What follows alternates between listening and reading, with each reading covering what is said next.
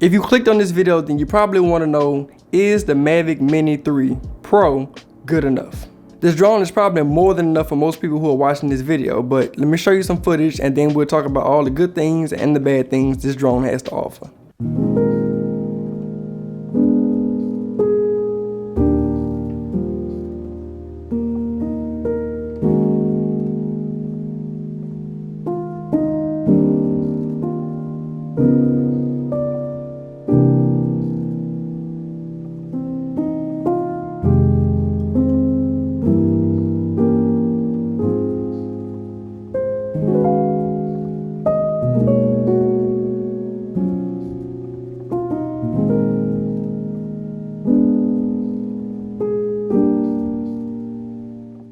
So now that you've seen the footage, if you like what you saw, keep watching. If not, just make sure you subscribe before you leave. So I assume that you probably saw some side-by-side comparison videos between this and the Air 2S or the Mavic 3 Pro, and you realize that the Mavic Mini footage is pretty good, but you feel like you might be missing out on some things and you're stuck on which drone you need to buy. Well, the truth is, you will be missing out on some features because it is the cheaper drone, but that does not mean that it is not the drone for you. So let's start with pure image quality. Obviously, it's pretty good. It is not Mavic 3 good, but it is good for most things and probably most people. I would have no problem using this drone for professional work. It is 10-bit footage. The only downside I really see about this footage is it has a little bit of an over-sharpened look. Not as bad as an iPhone, or it doesn't have like a GoPro look, but it is a little bit over sharpened from my taste. If they ever do a firmware update that would allow us to reduce the sharpness that's in camera, that would be perfect. This is a smaller drone, so the battery is very tiny, but you don't really lose any flight time when it comes to battery life. It's a tiny battery for a tiny drone, so you're still getting actual flight time that's pretty on par with all the rest of the drones. This drone does have obstacle avoidance in the front, the back, and at the bottom. And of course, it would be nice to have more directions of obstacle avoidance, but I think it's like having a backup camera on your car. You don't need a backup camera on your car. It's nice to have and it does help, but you should be able to back your car up without the backup camera, I hope.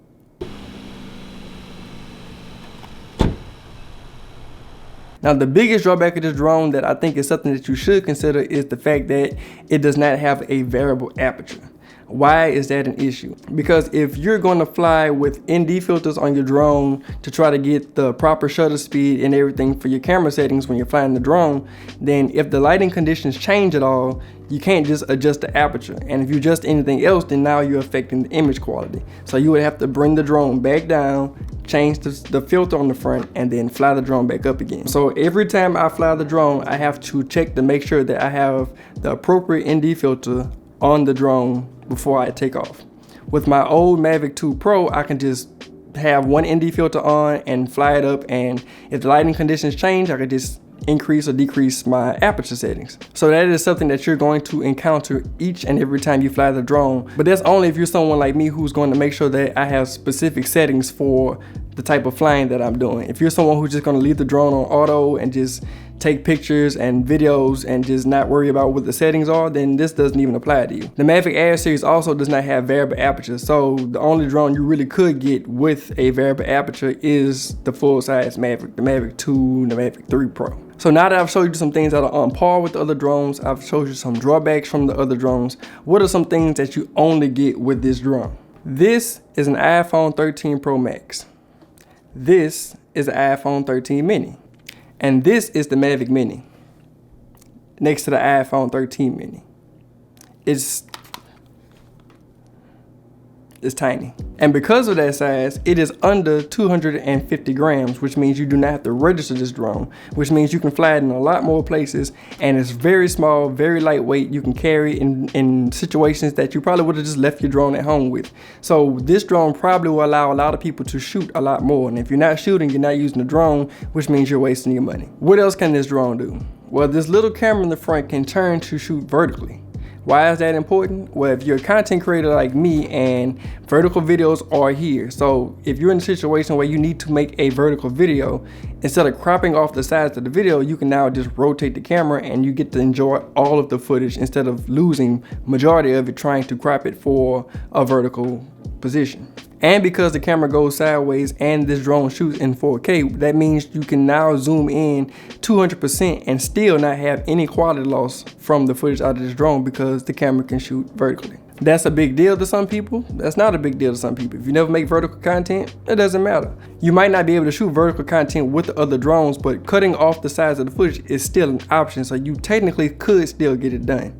There is something that this drone can do that none of them can do, and you cannot fake it with any of the other drones. This drone has the ability to tilt its camera up. Now, other drones have been able to shoot upward to a certain extent, but this drone camera can turn upward so much the fact that you can do reveal shots from the sky down into the scene, which is something that we haven't been able to do with any of the other drones. Not only can you tilt the camera upward when you're shooting horizontal, but you can also tilt the camera upward when the camera is turned vertically. So not only can I now do aerial reveal shots, but I can also take pictures of things from underneath them. Those types of things are game changing because now you can get shots that didn't exist before. You can show people I can get aerial reveal shots. You can show people that you can take pictures from angles that you just could not get before. And anytime you can provide something to a client that is exclusive means you can charge more money for it. All in all, this drone is great for most people out there, and for me personally, the reason why that I got it is because of those shots that I just explained that you can't get on any other drone, and the fact that for work that I really need really high-end quality